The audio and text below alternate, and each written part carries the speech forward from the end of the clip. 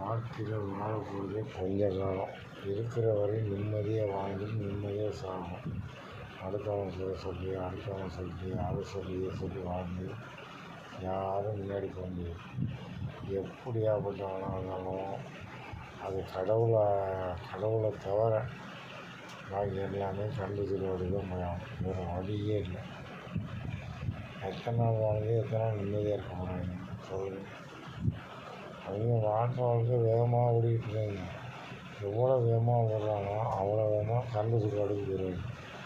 அந்த கரண்டு சுடுகாட்டுக்கு 5000 ஃபைன் போட்டுருவாங்க. உடனே கொண்டு எரிக்க மாட்டாங்க. இதெல்லாம் 400 500 எரிச்சிடுவாங்க. அதுக்கு இவர் இது பண்ணுறாரு. இந்த விஜய் ஒன்று பண்ணியிருக்காரு. எல்லா கடையும் அடைக்கிறதுக்கு ஐடியா பண்ணியிருக்காரு. அடைச்சி என்ன பண்ண போகிறாரு? ஒரே இடத்துல வரிசையில் நிற்க போகிறாங்க. என்ன மொத்தம் ஒன்றா தோட்டம் தமிழ்நாட்டில் மூடணும். ஆமாம், 5 கடையை மட்டும் ஒரு கடையில் கூட்டம் வரிசையில் நிற்கும். அதில் அடிச்சுட்டு சாகணும். இவருக்கு ஒரு ஆசை. அவன் நிம்மதியாக குடிச்சிருந்தான், எதாவது நிம்மதியாக பண்ணியிருந்தான். ஆட்சிக்கு தான் ஓட்டு போட்டேன். அது எந்த மாற்றமும் இல்லை. காங்கிரஸில் விஜய்க்கு தான் ஓட்டு போட்டேன்.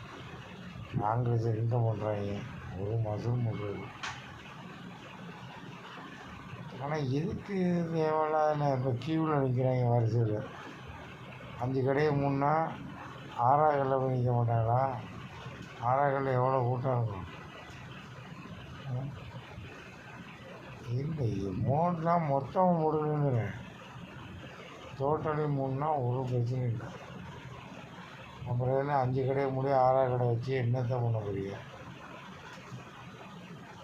இல்லை, எதுக்கு எந்த வேலையை பண்ணுறீங்கன்னு எல்லாம் வரிசையில் டோக்கன் வாங்கி நிற்கணுமா? குடிக்கணும்னு நினச்சிட்டாங்கன்னா அது வரிசையில் வச்சு குடிப்பாங்க. மூணுனா மொத்தமாக மூடுங்க. ஏன்னா எந்த கடையும் மூட வேணாங்க. அதை இந்த பிடிமுக்காண்டி ஸ்கூல்கிட்ட உள்ள வண்டி, இந்த அங்கே உள்ள ஸ்கூலு அப்படிலாம் மூட வேணாம். இந்த கடைலாம் அடைச்சிக்கல. இப்போ கூட்டம் அதிகமாக நிற்கிது, எல்லாம் நெரிச்சிக்கிட்டு சாகணும்.